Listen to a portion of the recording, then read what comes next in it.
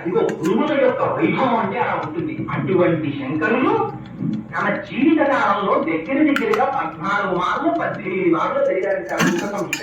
కాంతపురాణాంతర్గతం సూత సంహిత. ఆ సూత సంహితలో దక్షిణామూర్తి యొక్క వైభవాన్ని వర్ణించారు. అది శంకరులు అన్ని మాటలు చదివి బ్రహ్మసూత్రానికి భాష్యం రాసిన తర్వాత అప్పుడు దక్షిణామూర్తి స్తోత్రం రాశారంటారు. ఆ దక్షిణామూర్తి స్తోత్రం అత్యద్భుతమైన స్తోత్రం. అది పూర్తి వేదాంతం. అయితే దాంట్లో ఒక గొప్ప రహస్యం ఏమిటంటే గురుగ్రహం యొక్క అనుగ్రహం లోపిస్తే జాతకంలో చాలా ఇబ్బందులు వస్తాయి.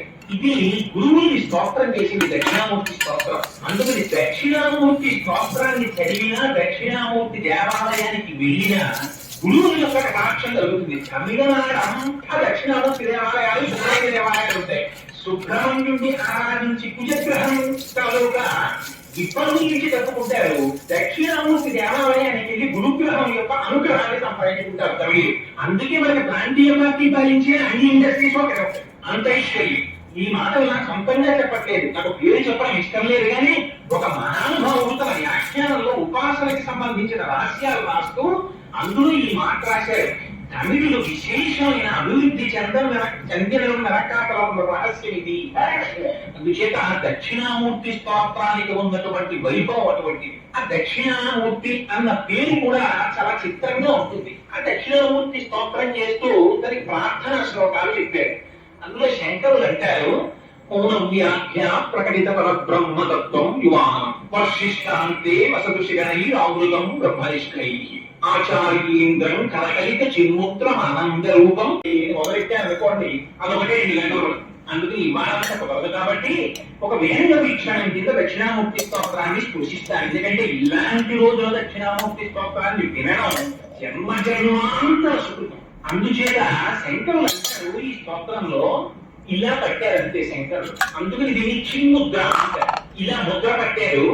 ఎదురుగుండా కూర్చున్న వాళ్ళందరికీ అజ్ఞానం పోయి. ఏమిటి ముద్ర అంటే నోరు విప్పి చెప్తే అర్థం అవుతుందా, ఇలా ముద్ర పట్టుకుంటే అర్థం అవుతుందా? అర్థం అయింది కూర్చున్న వాళ్ళు. ఏమిటి ముద్ర అంటే ఇందులో రహస్యం మీకు తేలిక భాషలో చెప్పాలంటే, నన్ను మీరు వచ్చి అయ్యా మీరు ఎవరండి అని అడిగారు అనుకోండి, నేను కోటేశ్వరరావునండి అంటారు. ఒక్క విషయం చాలా జాగ్రత్తగా ఆలోచించండి. కోటేశ్వరరావు అనబడేటటువంటి నామం ఎప్పుడు వచ్చింది నాకు? ఈ పేరు ఎప్పుడు వచ్చింది? ఈ రూపం ఒకటి వచ్చాక వచ్చింది. మా అమ్మ కడుపులోంచి నేను ఒక పిల్లాన్ని వస్తే అప్పుడు కూడా నాకు వెంటనే రూపం లేదు, నామం లేదు. బయటికి రాగానే మా నాన్నగారు అమ్మగారు భజ్జనలు పడి వీటికి ఏం పేరు పెడదామని ఆలోచించి ఏదో మొత్తం మీద సంగ్రహం చేసి వీటికి ఇంత పేరు పెడదామని ఓ పేరు పెట్టారు.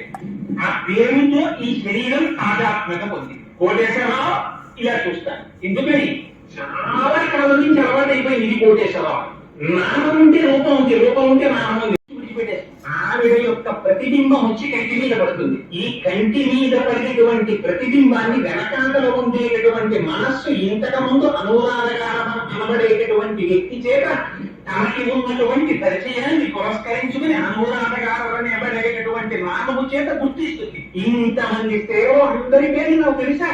నాకు ఇంతకు ముందు ఎవరితో కొంత పరిచయం ఉందో వాళ్ళ పేరు మనస్సు ఎందుకు ముద్రాయింది కాబట్టి అది తెలుసు. మనస్సు స్వతంత్రంగా గ్రహించగలదా? ఈ మనస్సు మీద మళ్ళీ ఆత్మ యొక్క ఫోకస్ వచ్చి పడుతుంటుంది. కడిగి మనస్సు పనిచేస్తుంది. మళ్ళీ మనస్సు నుంచి ఫోకస్ వచ్చి కంటి మీద పడితే కళ్ళు పనిచేస్తుంటుంది. వీటన్నిటికీ వెనకాల నుండి తెలుసుకుంటున్నది ఇది ఆత్మ. అది మారుతుంది, అది మారదు. అది ఎప్పుడు అలాగే ఉంటుంది. దానికి పేరుందా? దానికి పేరు లేదు. అది సర్వజ్ఞాపకం. అది అంతగా